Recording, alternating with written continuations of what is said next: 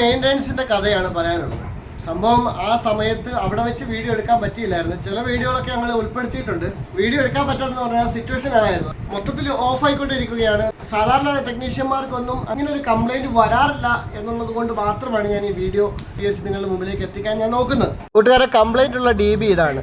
എല്ലാം അൺപ്ലഗ് ചെയ്തു, എന്നിട്ടും നിൽക്കുന്നില്ല. എന്നിട്ട് ഞാൻ എർത്ത് വയർ മുഴുവനും അഴിച്ചു, എന്നിട്ടും നിൽക്കുന്നില്ല. അപ്പോഴാണ് ഒരു സംശയം ഉണ്ടായത്.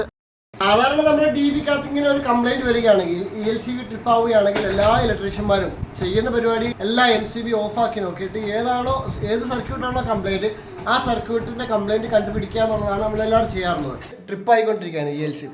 കംപ്ലൈൻറ്റ് റെക്ടിഫൈ ചെയ്തതാണ്. നമ്മൾ ഈ RYB എന്ന് പറയുന്ന ഇപ്പം അധികം ആരും ഉപയോഗിക്കാത്തതാണ് ഇൻഡിക്കേറ്റർ.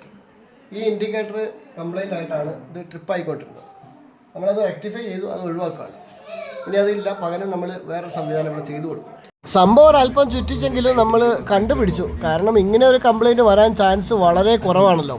MCB എല്ലാം ഓഫ് ചെയ്തു, എർത്ത് വയർ എല്ലാം അഴിച്ചു വിട്ടു, എന്നിട്ടും ELCB നിൽക്കുന്നില്ല എന്ന് പറയുമ്പോഴാണ് ഒരല്പം നെഞ്ചിടിപ്പുണ്ടായത്. പിന്നെ ഒരു ചെറിയ സംശയത്തിൻ്റെ പേരിൽ മാത്രമാണ് ആ ഇൻഡിക്കേറ്റർ ചെക്ക് ചെയ്ത് നോക്കിയത്. ഇൻഡിക്കേറ്റർ കത്തുന്നുണ്ടായിരുന്നു. ഒരു കംപ്ലൈൻറ്റ് അതിലുണ്ടാവാനുള്ള സാധ്യത വളരെ കുറവായതുകൊണ്ടാണ് ആദ്യം അത് ചെക്ക് ചെയ്യാതിരുന്നത്. പിന്നെ അത് ചെക്ക് ചെയ്ത് നോക്കിയപ്പോഴാണ് ആ കംപ്ലൈൻറ്റ് കണ്ടെത്തുകയും അത് ഒഴിവാക്കുകയും ചെയ്തത്. ഇതിനു മുൻപ് ഒരു LED ബൾബ് മുഖേന ഇങ്ങനെ ഒരു കംപ്ലൈൻറ്റ് എനിക്ക് അനുഭവപ്പെട്ടിട്ടുണ്ടായിരുന്നു.